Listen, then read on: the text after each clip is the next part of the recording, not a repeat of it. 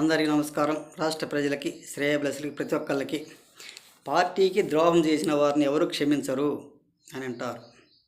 అమ్మ రోజా గారు, అంతా నీ మహిమ, నీ ఐరన్ లెగ్ మహిమ వల్లనే 151 అంతస్తులు ఉన్నాయన మరి 11 అంతస్తుకే దిగజార్చావు. నీ వల్లనే కొంతవరకు పాడైపోయింది ఆ ప్రభుత్వం, ఆ పార్టీ. జగన్మోహన్ రెడ్డి గారు మళ్ళీ లేచే పరిస్థితులు లేవలేడు. ఒక్కసారి తెలుసుకో, ఈ వైసీపీ పార్టీ లేచే పరిస్థితి లేదు, కనిపించడం లేదు. ఇంకా పతనం మొదలైనాక దాన్ని వదిలేదంటే ఏముండదు. మరి ఆ 11 అంతస్తు నుంచి కూడా ఇంకా కిందికి దిగజార్చడానికి ప్రయత్నం చేస్తారే కానీ ఇంకా పైకి ఎగబరికి ఎక్కేదంటూ ఏముండదు. ఒకసారి తెలుసుకోండి. రోజా గారు, జగన్ గారి పక్క నుండి ఆ పతనం ఏంటో మీరే నిరూపించి చూపించగలిగారు. మా జగన్ గారికి నువ్వు లేచిన దగ్గర నుంచి అధికారం ఉన్నప్పుడు తిరుమల, తిరుపతి, వెంకటేశ్వర స్వామి దగ్గరికి వెళ్ళి నెలకు 3 సార్లు 4 సార్లు పోయేదానివి. ఇప్పుడు ఎక్కడున్నావో ఎక్కడ ఇటు పారిపోయావో తెలియని పరిస్థితి. మళ్ళీ ఈరోజు 3 నెలలకు కానీ ఈరోజు మొన్న ఒక 3 రోజుల క్రితమే తిరుపతి పోయావు. తిరుపతి పోయి దర్శనం చేసుకొని సైలెంట్గా బయటకు వచ్చేయాలి. కానీ రాజకీయాల పరిస్థితి ఆ ఆలయంలో ఏం పని ఉంటుంది నీకు?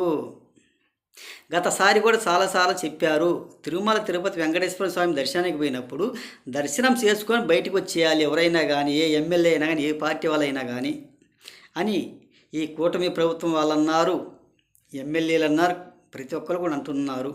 నువ్వు లేచిన దగ్గర నుంచి మళ్ళీ పోయి తిరుమల, తిరుపతి, వెంకటేశ్వర దగ్గరికి వెళ్ళి మళ్ళీ రాజకీయాల గురించి మాట్లాడటం ఎంతవరకు సహజం? ఒక్కసారి చెప్పండి. మీకు కొంచెమన్నా జ్ఞానం ఉండదు. ఎట్టి పరిస్థితుల్లో మీరు గెలిచేదంటూ ఏం లేదంత. మీరు ప్రతిపక్షం ఉన్నప్పుడే చెప్పాము. మళ్ళీ నెలకొకసారి 3 నెలలకొకసారి పోతూనే ఉంటావు. మరొక టీటీడీ చైర్మన్ ఇంతకుముందు కూడా అన్నారు, ఎవరే కానీ తిరుమల, తిరుపతి, వెంకటేశ్వర స్వామి ఆలయంలో రాజకీయాల గురించి మాట్లాడవలసిన అవసరం లేదు, మాట్లాడకూడదు అని కూడా అన్నారు. వాళ్ళ మీద కఠినంగా చర్యలు తీసుకోవాలి అని అన్నారు. మరి ఇప్పుడు టీటీడీ చైర్మన్ ఎవరో ఏమిటో మరి రోజా గారి మీద వచ్చినప్పుడల్లా వాగుతుంటుంది. గతసారి కూడా చెప్పారు, ఎవరే కానీ ఎత్తకూడదు, మాట్లాడకూడదు అనేది దేవాలయం పరిధిలో. మరి రోజా వచ్చినప్పుడల్లా ఊరక వెళ్ళిపోదు, రాజకీయాల గురించి మాట్లాడరు తప్ప దేనికి పనికొచ్చే వాళ్ళు మాత్రం కాదు. ఒకసారి ఆలోచించుకొని రెండోసారి రాజకీయాల గురించి మాట్లాడకుండా ఆమె మీద ఏ ఒకటి చర్య తీసుకోకుండా తప్ప పనికొచ్చే విధానం మాత్రం కాదు. లేచిన దగ్గర నుంచి పొలిటికల్ గురించి మాట్లాడడానికి కానీ దేనికి పనికిరాదు ఆమె. అదేవిధంగా తమిళనాడు వెళ్ళిపోయింది ఆమె. పార్టీ పెట్టి హీరో గారు పార్టీ పెట్టిన పార్టీని చేరడానికి వెళ్ళితే ఆ హీరో గారు కూడా బయట తరిమేశారు. వద్దు తల్లి, నీకు ఒక దండము, నీ ఐరన్లకు మాకొద్దు, మేము పతనమైపోతాం, ఆంధ్రాలో నాశనం చేశారని నేను బయటకు తరిమేసి ఆమె వచ్చి మళ్ళీ ఆ ఏపీలో పడిపోయిందంట. ఒకసారి తెలుసుకొని మా రోజా పరిస్థితి గురించి.